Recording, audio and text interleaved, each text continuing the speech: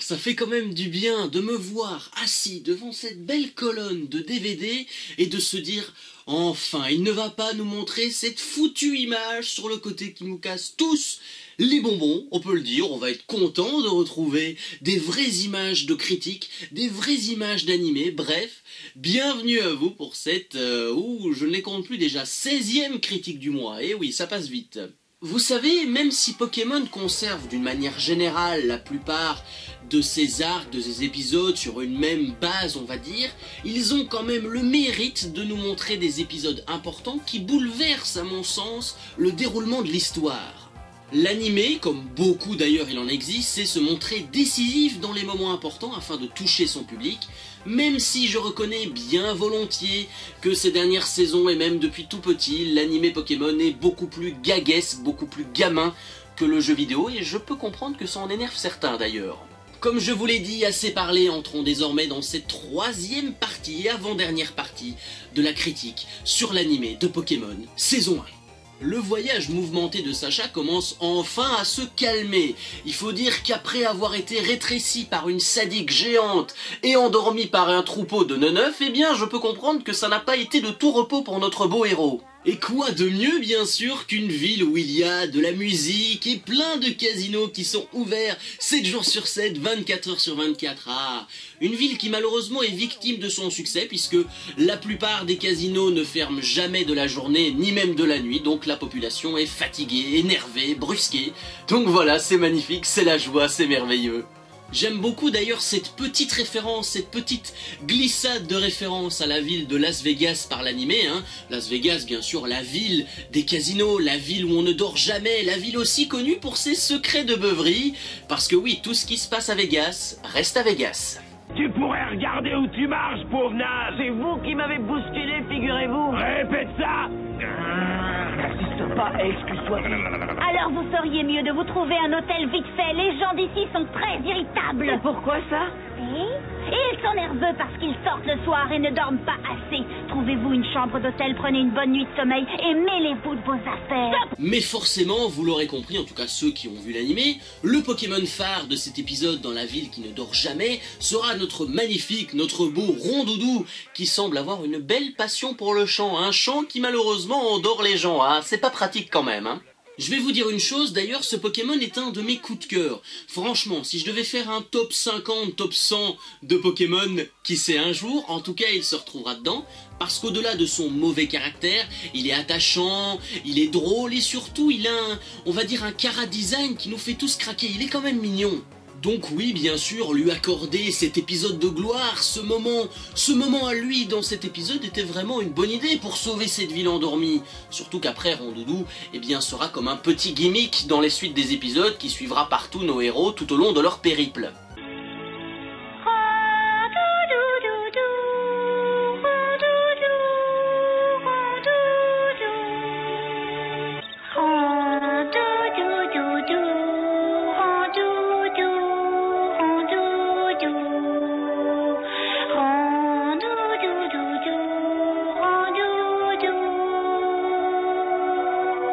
Autres Pokémon, bien sûr, qui ont eu leurs heures de gloire, leurs moments à eux, leurs moments magiques dans cette troisième partie, ce sont les Pokémon préhistoriques, alias, bien sûr, Kabutops, Ptera, Amonita, Monistar et j'en passe tellement il y en a. Bizarrement, leur style préhistorique et ancien me plaît beaucoup, parce que oui, au-delà d'être des Pokémon attachants et surtout agréables à regarder, ils sont souvent très rares, voire même pour beaucoup dans l'univers de Pokémon, disparus.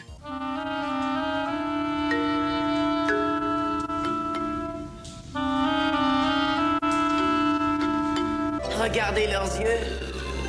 Ils ont l'air furieux. On dirait plutôt qu'ils viennent de se réveiller. Est-il possible que ces Pokémon aient dormi pendant 1 millier d'années? Des apparitions aussi rares qui fait qu'on ne peut qu'apprécier le court instant où on peut apercevoir un Ptera en mangeant son bol de céréales, ou ne serait-ce qu'un Amonistar en plongeant dans sa piscine. Ça serait un peu bizarre, mais on peut apprécier ce genre de moment.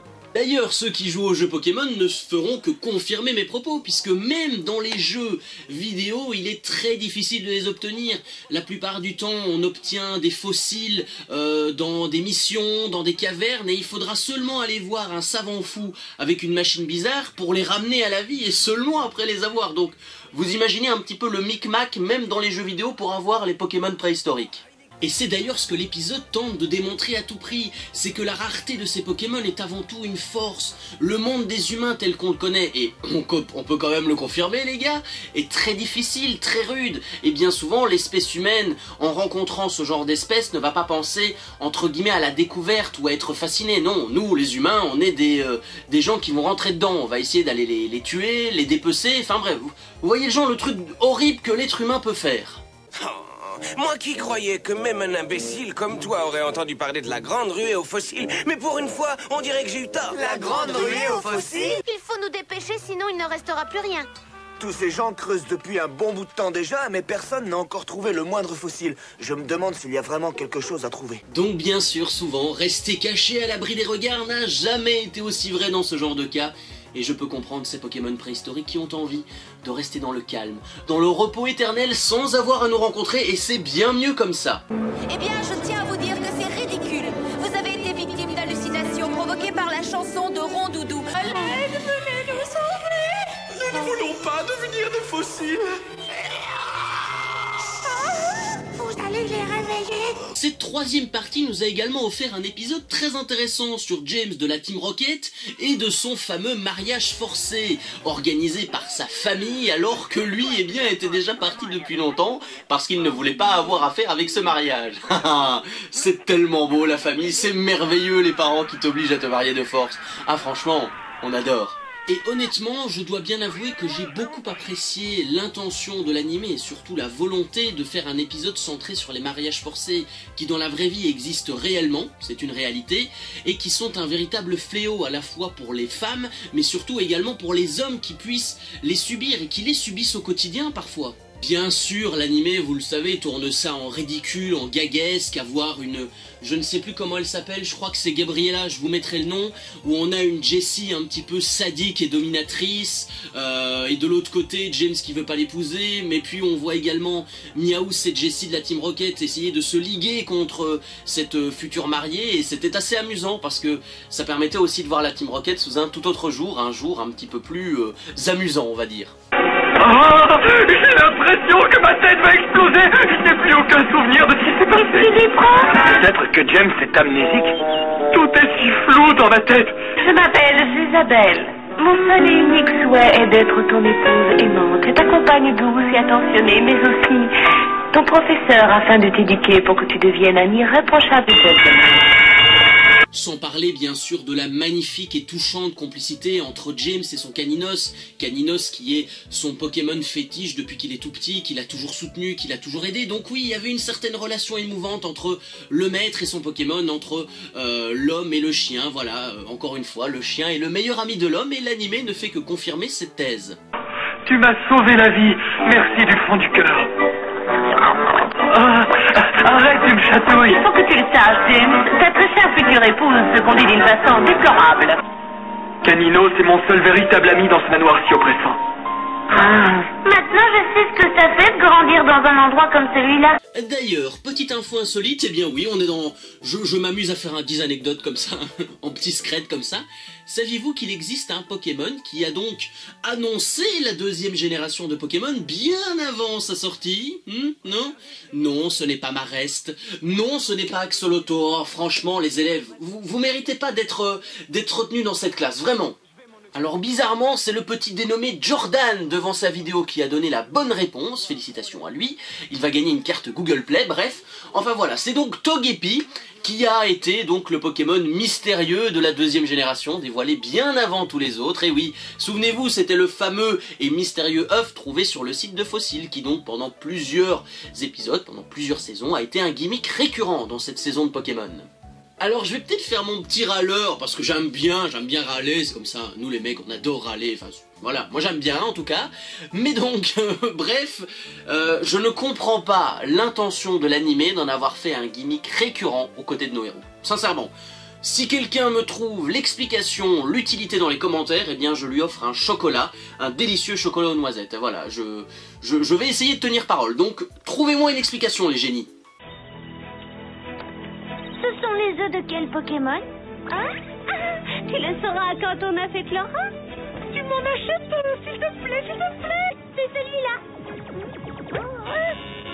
Ah, je crois que je l'ai. Est-ce que c'est ça que vous cherchez? Parce que si on y regarde d'un petit peu plus près, cette petite créature, et encore une fois, bien qu'elle est mignonne, ce n'est pas ça le problème, a été ajoutée à l'histoire pour faire un personnage mascotte à Ondine, parce que Ondine n'en avait pas, n'en avait plus en tout cas, et surtout c'était un petit peu pour, entre guillemets, copier-coller la mascotte Pikachu, qui donc est aux côtés de Sacha depuis le début, comme ça elle aussi, Ondine, pouvait avoir son Pokémon phare avec elle, faire « Oh, j'ai attrapé un Pokémon, c'est génial !» Enfin voilà, à part cette utilité, à part cette volonté d'en faire un Pokémon mascotte à Ondine, Togepi n'a pas vraiment d'intérêt dans l'animé. Désolé. Je suis en train de dire des bêtises, il y a un moment très intéressant avec Togepi dans l'animé, mais malheureusement quand il était encore sous forme d'œuf, c'est quand Miaous donc le découvre et arrive justement à lui donner quelques petits soins, à prendre soin de lui, à le réchauffer, à essayer de le faire éclore à tout prix. Et ça c'était vraiment très intéressant, parce que j'ai vu un côté paternaliste, un côté grand frère que je ne soupçonnais pas chez Miaous. Oui, il fait partie des méchants, d'accord, oui, il a la voix d'un Sectoraga, c'est vrai, mais avoir notre petit Miaous se démener entre guillemets pour faire éclore cet œuf, pour le voir naître, eh bien c'est assez touchant. Ça démontre vraiment un côté humain pour ce Pokémon qui a des sentiments, qui a envie justement, entre guillemets, d'être très paternaliste, comme je vous l'ai dit avec Togepi, et c'était très intéressant de le voir sous un autre jour, ce petit chat. Bonne nuit, jolie petite œuf, il est temps de faire un gros dodo. Je ne savais pas que Miaous pouvait être aussi... Écœurant. Pour ta venue au monde, je veux que tu brilles comme un sous-neuf. C'est pour ça que Miaous va te frotter jusqu'à ton éclosion, mon mignon. Et voilà. Il y a malgré tout un épisode qui a particulièrement retenu mon attention dans cette troisième partie, c'est celui en ce qui concerne l'épisode centré sur la Ligue Pokémon, et justement où on découvre une toute nouvelle façon, une toute nouvelle méthode pour accéder à la Ligue Pokémon très facilement. Je m'explique. Le concept est très simple, il s'agit en fait d'un examen où le but va être de reconnaître des formes foncées de Pokémon, qu'elles soient prises du ciel, de côté, d'en bas, et donc en fonction des bonnes réponses, en fonction du quota, du résultat de l'examen, eh bien le ou les élèves auront donc une sorte de document, comme un diplôme, qui pourront les faire accéder à la Ligue Pokémon sans avoir à faire le voyage initiatique. C'est pas beau ça? Comment on vous offre la facilité sur un plateau d'argent? Ah mais franchement, ça vaut le coup les gars. Alors oui, bien sûr, je vois les puristes arriver, ça perd bien sûr de sa saveur, de sa valeur, de dur labeur, d'avoir dû endurer, d'avoir été rétréci par Morgane pour gagner un badge marais, c'est vrai. Mais finalement, si on peut éviter tous ces risques pour nous, pour notre bien-être de notre corps, c'est quand même une bonne idée, non ? La longueur de la langue d'Excellang fait 2 fois celle de son corps. Vrai ou faux? Je suis presque certain qu'elle est aussi longue que ça. Mogo a été découvert pour la première fois dans des bains publics. Vrai ou faux? Vrai. Vrai. Vrai. Il suffit de répondre à l'intuition. J'aurai au moins la moitié des réponses justes. Faire un voyage initiatique Pokémon est long, difficile, périlleux et surtout ça coûte cher. Parce que n'allez pas croire que dans l'animé, Sacha, Pierre et Ondine, ils ont les Pokéballs qui tombent comme ça des arbres. Non, ils ont dû aller les acheter. Certes, ils ont une belle avance de leur famille au niveau financier, mais ils doivent quand même bien acheter les potions, les nourritures. Ça tombe pas du ciel, ça. Donc oui, j'approuve totalement l'idée d'offrir peut-être aux plus démunis, à certains qui ont beaucoup plus de difficultés, la possibilité d'accéder plus facilement à la Ligue Pokémon, parce que pour beaucoup c'est un rêve, comme pour certains clubs c'est un rêve de découvrir la Ligue des Champions, et bien pour les élèves, pour les dresseurs les plus, on va dire pauvres, voilà, et bien accéder à la Ligue Pokémon grâce à un seul papier, un seul document et des bonnes réponses, et bien c'est la vie rêvée de tous ces petits dresseurs de la région locale. À vous de reconnaître ce Pokémon. C'est si facile que j'ai presque envie de pleurer. Qu'est-ce que c'est? Mais un Voltorb, bien sûr. Un vrai jeu d'enfant. C'est une Pokéball, sans l'ombre d'un doute. Enfin, c'est évident, il s'agit d'un électrode. Il appartient sûrement à un Amonita. C'est un Arbok quand il s'enroule sur lui-même. Mais oui, c'est un tétarte. Contrairement aux deux premières parties, cette troisième partie nous offre quand même des thèmes qui sont réels, qui nous touchent dans la vie de tous les jours et qu'on connaît. On a eu la préhistoire, on a eu le mariage forcé, mais surtout on a également les centres d'élevage de masse qui sont mis en évidence. Car oui, l'animé a décidé de sortir une nouvelle bande de joyeux lurons de la Team Rocket, parce que oui, pourquoi avoir un trio de la Team Rocket quand on peut avoir un autre trio beaucoup plus charismatique, beaucoup plus attachant et beaucoup plus classe. Ah, c'est quand même beau. Heureusement que les créateurs de Pokémon pensent à tout, hein, sinon on s'ennuierait. Butch et Cassidy sont clairement le total contraire de Jessie et James, parce que oui, ils sont intelligents, ils sont charismatiques, ils réussissent tout ce qu'ils entreprennent, et surtout ils sont très réputés, voire très recommandés au sein de la célèbre organisation machiavélique de la Team Rocket. Il a l'air en bonne santé. Je crois qu'il pourra nous être utile si on arrive à lui apprendre l'attaque combo griffe. Et on aura une super récompense. Ce centre d'élevage était une idée de génie. Nous croyons au pouvoir de l'amour parce que nous aimons le pouvoir. Nos deux protagonistes ont imaginé un plan assez tordu mais assez réussi finalement. C'était donc de créer un centre de remise en forme pour Pokémon, hein, genre une crèche, mais qui finalement s'est avéré être un centre d'élevage, un centre d'isolement pour des Pokémon rares qui seront donc envoyés directement en ligne directe au Big Boss Giovanni. Alors oui, je me moque de ces personnages, je me moque de leur pose. Oh, Butch, Cassidy, enfin voilà, vous voyez le genre. Mais il faut quand même leur reconnaître des points communs. Ils sont malins, ils sont charismatiques, ils sont ingénieux, ils sont organisés. Et surtout, ils sont, on va dire, très méthodiques. Ils ont une certaine réussite dans leur coup fourré. Ils réussissent tout ce qu'ils entreprennent, je vous l'ai dit plus tôt. Ils ont l'aval du patron Giovanni, ils ont de meilleures idées que la Team Rocket, ils sont beaucoup plus organisés, ils sont beaucoup plus beaux, mais qu'est-ce qu'il vous faut de plus? C'est vraiment le trio de la Team Rocket parfaite, finalement. La Team Rocket, bon voilà, ils auraient pu les faire intervenir plus rapidement dans l'animé, Butch et Cassidy, on se serait moins ennuyés, on aurait pris un petit peu plus de plaisir. On verra ce que pense le boss quand il apprendra que vous vous apprêtiez à voler ces Pokémon. On a des ennuis. Le boss est furieux de ne pas avoir de vos nouvelles. Il pense que vous vous moquez de lui. Vous vous rendez compte? Des voleurs dans notre centre. Heureusement, notre système de sécurité les a empêchés de faire du mal à nos Pokémon. Ne vous inquiétez pas, ils ne sont pas prêts de remettre ça. J'approuve totalement l'idée que l'anime essaye de nous dire que oui, le monde des Pokémon c'est merveilleux, c'est beau, c'est magnifique, mais sous cette notion, sous cet épisode d'élevage de masse, on arrive à comprendre que le monde merveilleux des Pokémon peut être très dur, parce que oui, il existe et il y en a du trafic illégal de ces créatures merveilleuses que sont les Pokémon. Qu'est-ce que c'est? Ce sont les Pokémon. Oh, C'est pas du tout l'idée que je me faisais d'un hôtel de luxe. Pauvres Pokémon, ils sont enfermés dans des cages. tu te trompes, Ondine. Regarde, ils ont utilisé du ruban adhésif. C'est cruel. Bien sûr, on garde le meilleur pour la fin, le meilleur, la crème de cette troisième partie. Ce sont les deux dernières arènes où Sacha doit se rendre afin de gagner respectivement son 7e et son 8e badge pour enfin accéder à la Ligue Pokémon. Ah, il était temps. Et justement, pour obtenir ce 7e et avant-dernier badge, Sacha doit se rendre sur la bouillonnante et volcanique île de Cramoisil, où le champion, le Pépé Auguste, l'attend de pied ferme afin de le défier, et surtout, on l'espère, de le contrecarrer, le petit Sacha. Du calme, les filles, je vous l'ai promis. Vous pourrez toutes vous faire photographier avec moi.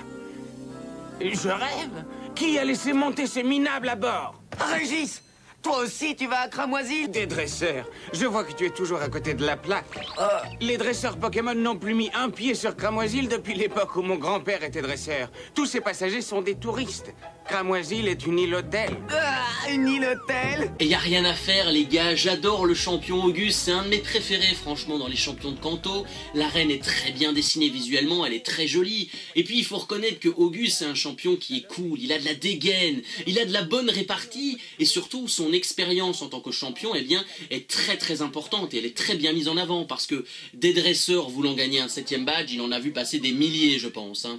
Comme parfois Sacha gagne et parfois eh bien il perd son premier combat, aïe aïe aïe, mais encore une fois ça permet de démontrer que gagner l'avant-dernier match est très difficile, très rude et qu'il faut avoir une bonne stratégie, c'est vrai. Mais bon, comme diraient certains haters sur internet, c'est très difficile de gagner ce 7ème badge quand les types feu résistent au type eau. Alors je rappelle pour les, on va dire ceux qui ignorent hein, entre guillemets la science et tout ça, et bien de base, l'eau, ça éteint le feu, mais l'animé non a dit, nope, on veut pas éteindre le feu. Donc voilà, l'animé a dit non, le feu finalement ça peut résister à l'eau, c'est très bien. Voilà. Bientôt on aura la plante qui résiste au feu, c'est formidable.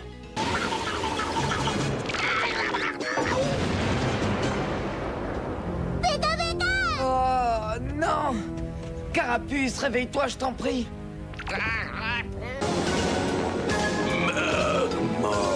Vite, Dexter! Magmar, le Pokémon crache-feu. Son corps est une fournaise qui fait de Magmar un véritable enfer vivant. On ne le trouve que près des volcans en activité. Magmar. Et d'ailleurs, pour argumenter mon argument, je vais demander à notre cher Gilles Verdez de nous dire ce qu'il en pense. Est-ce normal, Gilles Verdez, de voir que les types feu résistent aux types eau? Moi, je suis extrêmement choqué. Franchement, c'est un scandale ce qui s'est passé. Depuis le début, c'est un fiasco total. Revenons à nos moutons. Donc évidemment, Sacha, pour gagner ce 7ème badge, va devoir donc faire preuve de stratégie, de tactique et surtout de confiance envers son Pokémon Dracofeu, qui ne lui a jamais fait confiance depuis qu'il a évolué. Donc voilà, on espère que ça lui, entre guillemets, sera profitable. Et puis, on a quand même eu droit à un Dracofeu chaud bouillant pour ce match, étant donné la rivalité qu'il y a entre ce petit Dracofeu et Magmar, le Pokémon de notre champion Auguste. Mais heureusement, grâce à son entraînement, grâce à sa fougue, grâce à sa jeunesse, grâce à ses encouragements, Sacha arrive à battre Magmar grâce à une magnifique frappe Atlas qui en a laissé plus d'un ébahi, sous le choc. Et grâce à Dracofeu, surtout, Sacha remporte son avant-dernier badge. Il n'en reste plus qu'un, direction la ville de Jadiel.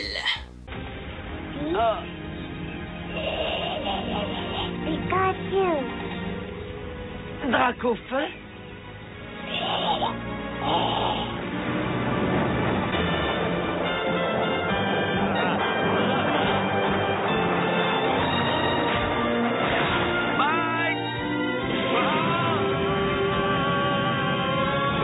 Comme je vous l'ai dit, l'apothéose de cette quête de badge s'est donc faite à Jadiel, la première arène de la saison. Alors oui, souvenez-vous, dans l'animé de base, l'arène explose et surtout était en travaux à l'époque, il me semble. Mais ce n'est pas le plus important, parce qu'au sein même de cette arène de Jadiel, eh bien, se trouve le véritable quartier général de la Team Rocket qui était là depuis tout ce temps. Waouh, quelle discrétion les gars, franchement, il n'y en a aucun qui a capté qu'il se passait des choses louches dans l'arène de Jadiel. Je ne suis pas sûr de ça. Mine de rien, j'approuve totalement l'idée d'avoir choisi une arène comme plan parce que finalement c'est un endroit calme, spacieux et bien souvent aucun dresseur Pokémon n'ira fouiller, n'ira fouiner dans les arrière-boutiques pour savoir ce qui se passe derrière les murs tout simplement. Et ce n'est pas tout, bizarrement dans cette fin de saison, l'animé s'est dit on va sortir le grand jeu, on va sortir la sauce, le paquet, puisqu'ils en profitent même pour faire une sorte de spoil alerte à l'époque pour le premier film Mewtwo contre Mew, où on voit notamment notre beau Mewtwo s'envoler au loin de l'arène qui a explosé en 1001 morceaux tout simplement. Sans oublier, même si on aime tous Régis, il faut quand même reconnaître une chose, c'est que Mewtwo l'a quand même terrassé, le beau Régis Chen. Il l'a mis à terre en un 5 claquements de pattes en faisant juste ça, voilà, avec ses 3 doigts, ses 4 doigts. Donc voilà, Mewtwo a quand même terrassé le beau Régis, qui de base a quand même triché, parce que lui il a pas 8 badges, il en a 10, voilà. Personne ne comprend. Vous ne pouvez pas me battre. Alors, c'est ce que tu crois. En effet. Peut-être pourrions-nous mener un dernier combat. J'ai envie de tester avec toi mon Pokémon le plus puissant.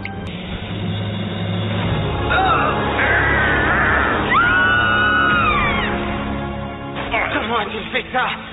Comment s'appelle ce Pokémon? Pokémon inconnu, information indisponible. Pas d'information? Je vous rassure, je vais d'ailleurs calmer vos ardeurs tout de suite, ce n'est pas le combat le plus passionnant qui puisse exister. Néanmoins, il a quand même le mérite de mettre en valeur la Team Rocket, parce que oui, ils sont très mauvais pour organiser des plans, ils sont très mauvais pour capturer un simple Pikachu, mais ils sont quand même très bons en tant que remplaçants de champions d'arène, parce qu'ils ont de la volonté, de la combativité, et surtout ils se débrouillent très bien. Et je rappelle quand même qu'à la base, c'est Giovanni le boss de l'arène, mais il a dû partir en urgence, donc Jessie et James l'ont remplacé au pied levé. Jessie justement en tant que championne montre une très belle combativité, un sang-froid exemplaire face à Sacha, qui comme par magie va donc casser au meilleur ou au pire moment pour Jessie. Donc voilà, Sacha gagne enfin son 8e et dernier badge, le badge terre, il était temps, et oui, Sacha peut enfin souffler, peut enfin se reposer en paix. Macogneur, regardez!